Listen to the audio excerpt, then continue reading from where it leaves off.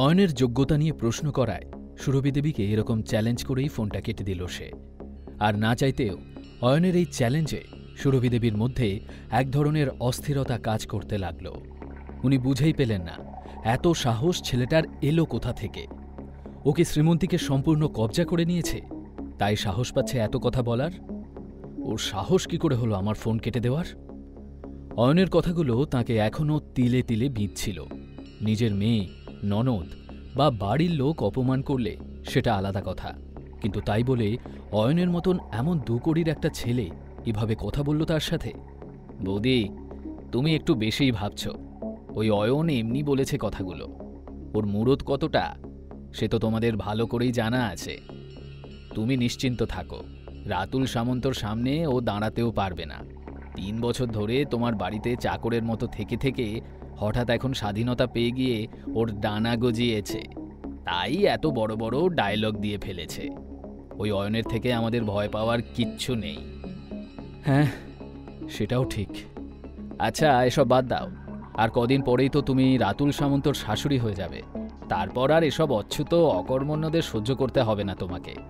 তবে বৌদি, একটা কথা, শ্রীমন্তী আর রাতুলের বিয়ে হয়ে গেলে কিন্তু আমাকে ভুলে যেও না। চিন্তা করো না দিদি, আমি কি তোমাকে ভুলতে পারি? এই সবই তো তোমার জন্যই হচ্ছে। পরের দিন সকালে সারা শহরে নতুন খবরটা ছড়িয়ে পড়ল। শ্রীমন্তী মল্লিকের ব্যাপারে চটপটে মশলাদার খবরটা লোকের মুখে মুখে ঘুরতে ঘুরতে ক্রমশ আরও জনপ্রিয় হয়ে গেল। খবরটা ছিল এই রকম: শহরের সবচেয়ে ধনী ও সফল ব্যবসায়ীর ভাইপো রাতুল সামন্ত শ্রীমন্তী মল্লিককে বিয়ে করতে চায়। খবরটা এত দ্রুত ছড়িয়ে পড়েছিল যে কথাটা মল্লিক পরিবারে পৌঁছতেও বেশি সময় লাগল না। বাড়ির সবাই যখন এই খবরটা শুনল, তখন পুরো পরিবারে শুধু এই আলোচনাই হতে লাগল যে এটা কিভাবে সম্ভব।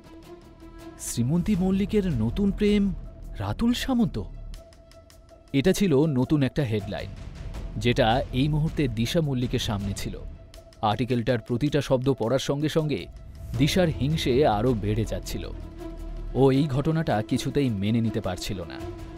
সেই ছোট থেকেই শ্রীমন্তীর সঙ্গে সব কিছুতেই তুলনা করা হতো ওর। আর শ্রীমন্তীর কাছে সব বিষয়ই হেরে যেত দিশা। তারপরেও দিশার শুধু একটাই বিষয়ে সান্ত্বনা ছিল, যা ওকে শ্রীমন্তীর থেকে এক ধাক্কায় অনেকটা এগিয়ে দিয়েছিল। আর সেই একমাত্র বিষয় ছিল ওর স্বামী সৌরভ।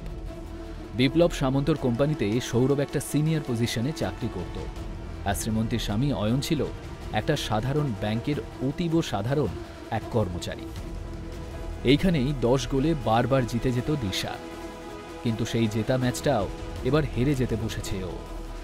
আবার নতুন করে তুলনা শুরু হবে, আর তার নিশ্চিত রেজাল্ট হারই হবে। দিশা জানে, কারণ দিশার স্বামী যেই কোম্পানির সিনিয়র পজিশনে ছিল, শ্রীমন্তীর হবু স্বামী সেই কোম্পানির মালিক হবে একদিন। তাই আজ এই খবরটা পড়ে দিশার মনে হলো কেউ যেন ওর মুখে জোরে একটা থাপ্পড় মেরেছে। সে মনে মনে বলল, সামন্ত পরিবারের সবচেয়ে প্রতিভাবান আর সুদর্শন ছেলে রাতুল শ্রীমন্তীকে ভালোবাসে, এবং শুধুমাত্র তাই নয়, ও শ্রীমন্তীর মতো একটা বিবাহিত মেয়েকে আবার বিয়েও করতে চায়। এবার বুঝতে পারছো দিশা তোমার নিজের যোগ্যতা? এই রাতুল সামন্ত দিশার স্বামী সৌরভের বস হতে চলেছে। পেটে পেটে এত বুদ্ধি শ্রীমন্তীর, রাতুল সামন্তকেও ওর প্রেমের ফাঁদে ফেলল। এত ক্ষমতা ওর! দিশা একাই শুধু বিরক্ত ছিল না, আর একজনেরও ঘৃণা তীব্র থেকে তীব্রতর হচ্ছিল প্রতি মুহূর্তে। সৌর্য মল্লিক। তারও এই মুহূর্তে শ্রীমন্তীকে নিয়ে গসিপ করা ছাড়া আর বিশেষ কোনো কাজ ছিল না। সৌর্যর বিরক্তি দিশার চেয়ে বেশি ছিল, কারণ শ্রীমন্তীকে সানরাইজ টাওয়ারের প্রজেক্ট হেড বানানোর পর থেকে ওদের কনস্ট্রাকশন বিজনেসে সৌর্যর আর বিশেষ কোনো কাজই ছিল না। আর দিশা তো অফিসে গিয়ে অন্যদের ওপর হুকুম চালানো ছাড়া আর কিছুই করত না। তাই তারা দুজনে বসে নিজেদের খারাপ ভাগ্যের জন্যে শ্রীমন্তীকেই দায়ী করছিল। আর সে যে কি ডেঞ্জারাস মেয়ে সেই নিয়ে গসিপ করছিল অবিরাম। দিশা টেবিলে সজোরে একটা ঘুষি মেরে বলল, জানি না শ্রীমন্তী কি এমন করেছে যে গত 2 মাসে ওর জীবনটাই বদলে গেল এরকম। নতুন প্রজেক্ট, নতুন ছেলে, আর সেটাও আবার রাতুল সামন্ত। হে ভগবান, আমি এটা সহ্য করতে পারছি না। সৌর্য, এখন আমাদের হাত গুটিয়ে বসে থাকলে চলবে না, কিছু একটা করতেই হবে। শোন, আমার মাথায় আইডিয়া এসেছে একটা। হ্যাঁ, এক কাজ করি, রাতুল সামন্তকে খুঁজে বের করি আমরা। কোনোভাবে যোগাযোগ করে ওকে বলি যে কত পরপুরুষের সাথে শ্রীমন্তীর মাখো মাখো সম্পর্ক আছে। রাতুলকে এটা একবার বিশ্বাস করাতে পারলেই আমাদের সব ঝামেলা মিটে যাবে। গোটা শহরে শ্রীমন্তীর বদনাম তো হবেই, আর সবচেয়ে বড় যেটা হবে সেটা হলো রাতুল শ্রীমন্তীকে ছেড়ে দেবে। কি বলিস? আসলে দিশার পক্ষে এসব সহ্য করা আর সম্ভব হচ্ছিল না। ও চাইছিল এখনই রাতুলের সাথে যোগাযোগ করে সব কিছু বলে দিতে। সব ভালো শুধু শ্রীমন্তীর সাথেই কেন ঘটে? কিন্তু দিশার এই প্ল্যান শুনে সৌর্য খুব একটা কনভিন্সড হল না। ও বরং দিশাকে বোঝালো, আমরা এটা করতে পারি না দিশা। আমি শুনেছি রাতুল সামন্ত খুবই স্মার্ট ছেলে, আমরা এত সহজে ওকে বোকা বানাতে পারবো না। তাছাড়া রাতুল সামন্ত যখন শ্রীমন্তীকে ভালোবাসে, ও তো নিশ্চয়ই জানবে আমাদের ব্যাপারে। শ্রীমন্তী যখন এত বড় খেলাটা খেলতে পেরেছে রাতুলকে নিয়ে, ও নিশ্চয়ই আমাদের সঙ্গে ওর ঝামেলার কথাও বলে রেখেছে আগে থেকেই। তাই আমরা কিছু বলতে গেলে রাতুল সামন্ত ভাববে যে আমরা ইচ্ছে করে তার এবং শ্রীমন্তীর সম্পর্ক ভাঙার চেষ্টা করছি। সৌর্যর কথায় যুক্তি ছিল। দিশাও বুঝতে পারল এমন হুটহাট করে কোনো ডিসিশন নেওয়াটা ঠিক হবে না, আর তাই ও আরও হতাশ হয়ে পড়ল। সে আবার কিছু ভেবে সৌর্যকে বলল, অকর্মণ্য অয়নটা যে এখন কোথায় সেটাও তো জানি না। আগে সব কিছুতে নাক গলিয়ে একাকার করত, আর এখন কাজের সময় ব্যাটা হাপিস, না আছে পাত্তা, না আছে কোনো খবর। আমার কি মনে হয় জানিস, নিশ্চয়ই রাতুল সামন্ত অয়নকে অনেক টাকা দিয়ে চুপ করিয়ে দিয়েছে। আমি অয়নের মতো ছেলেদের ভালো করেই চিনি। ওরা বাইরে থেকেই বাঘের মতো গর্জন করে, কিন্তু একটু ভয় দেখালেই কুকুরের মতো ঘেউ ঘেউ করে লেজ গুটিয়ে পালায়। জীবনযুদ্ধে হেরে যাওয়া দুজন ব্যর্থ মানুষ অয়ন আর শ্রীমন্তীর ব্যাপারে নতুন নতুন বিষয় খুঁজে এনে এইভাবেই সমালোচনা চালিয়ে গেল যতক্ষণ পারা যায়। তাতে আর কিছু না হোক, ওদের মনের জ্বালাটা অন্তত মিটছিল।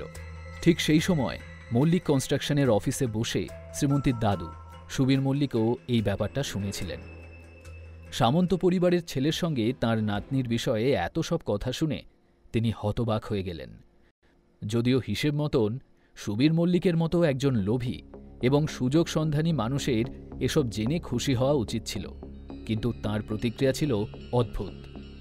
যখন সুবীর মল্লিকের সেক্রেটারি তাঁকে শ্রীমন্তী আর রাতুল সামন্তর বিয়ের কথাটা জানালো, কপালে চিন্তার ভাঁজ পড়ে গেল সুবীর মল্লিকের। তাঁর উদ্বেগ অমূলক ছিল না। তিনি নিজেও বহুবার শ্রীমন্তীর সাথে খারাপ ব্যবহার করেছিলেন এবং কোনোভাবেই তাকে গুরুত্ব দেননি। সুবীর মল্লিকের ভয় ছিল শ্রীমন্তী যদি সেই পুরনো কথাগুলো মনে করে সামন্ত পরিবারের সাথে মিলে মল্লিক পরিবারের বিরুদ্ধে কিছু করে বসে, তাহলে কিভাবে সামলাবেন উনি। সুবীর মল্লিক ওনার সেক্রেটারিকে বললেন, শোনো, শ্রীমন্তীর মা সুরভিকে একটা ফোন করো, জিজ্ঞাসা করো ওরা কেমন আছে, আর বিশেষ করে বলো যে যদি বিয়ের প্রস্তুতিতে কিছু দরকার হয় আমাকে যেন জানায়, আমি সবসময় ওদের পাশে আছি। সুবীর মল্লিকের সেক্রেটারি মাথা নেড়ে হ্যাঁ বলে চলে গেল। সুবীর মল্লিক এখন সাহায্যের হাত বাড়িয়ে তাঁর আগের করা ভুলগুলোকে কোনোভাবে ঢাকার চেষ্টা করছিলেন। শ্রীমন্তীকে এখন যেভাবে হোক হাতে রাখতে হবে, আর উনি একা নন, মল্লিক পরিবারের অন্যান্য সদস্যরাও একই কথা ভাবছিল। সকাল থেকেই সুরভি দেবী ফোন পেয়ে অতিষ্ঠ হয়ে উঠেছিলেন। কিছু লোক এতই চালাক যে তারা আর দেরি না করে অভিনন্দন জানানোর সঙ্গে সঙ্গে উপহারও পাঠিয়ে দিয়েছিল সুরভি দেবী এবং শ্রীমন্তীর জন্য। এসব দেখে সুরভি দেবী আনন্দে আত্মহারা হয়ে গেলেন। আজ পর্যন্ত কখনো শ্বশুরবাড়ি থেকে এতটা সম্মান পাননি তিনি। তাই সুরভি দেবী এত ফোন কল আর উপহারের পেছনের কারণটা বোঝার চেষ্টা না করেই আনন্দে উৎফুল্ল হয়ে উঠলেন। সুবীর মল্লিক ঠিক করে নিয়েছিলেন স্রোতের বিরুদ্ধে গিয়ে লাভ নেই। এখন জল যেদিকে গড়ায় সেদিকে যাওয়াই ভালো। তবুও একটা বিষয় ওনার মাথায় কন্টিনিউয়াসলি ঘুরছিল, শ্রীমন্তীর স্বামী সেই অয়ন এখন কোথায়?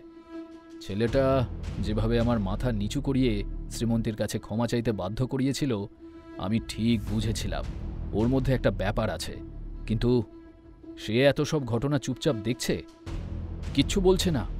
না না না, এটা আমি বিশ্বাস করতে পারছি না। না, হাত গুটিয়ে বসে থাকা যাবে না, দেখছি কিছু একটা করতেই হবে এবার। ভীষণ গোলমেলে লাগছে বিষয়টা। অয়নের বিষয়ে কিছুতেই হিসেবটা মেলানো যাচ্ছে না। সুবীর মল্লিক নিজের মনে কিছু একটা আইডিয়া ভেবেই ওনার সেক্রেটারিকে ডেকে বললেন, অয়ন ছেলেটাকে তুমি চেনো তো? শ্রীমন্তীর প্রথম স্বামী। তার ওপরে ভালোভাবে নজর রাখো। আমি তার সম্পর্কে সব কিছু সমস্ত ডিটেলস জানতে চাই। আমি জানতে চাই এই অয়ন ছেলেটা আসলে কে। সুবীর মল্লিক কি অয়নের আসল পরিচয় জানতে পারবেন? এই তদন্ত করে তার কি লাভ হবে? শ্রীমন্তী এবং রাতুলের প্রথম সাক্ষাতে কি কি নাটকীয় মোড় আসতে চলেছে জানতে হলে শুনতে থাকুন এই গল্পটি, শুধুমাত্র পকেট এফএমে। লিঙ্কটি রয়েছে ডেসক্রিপশনে।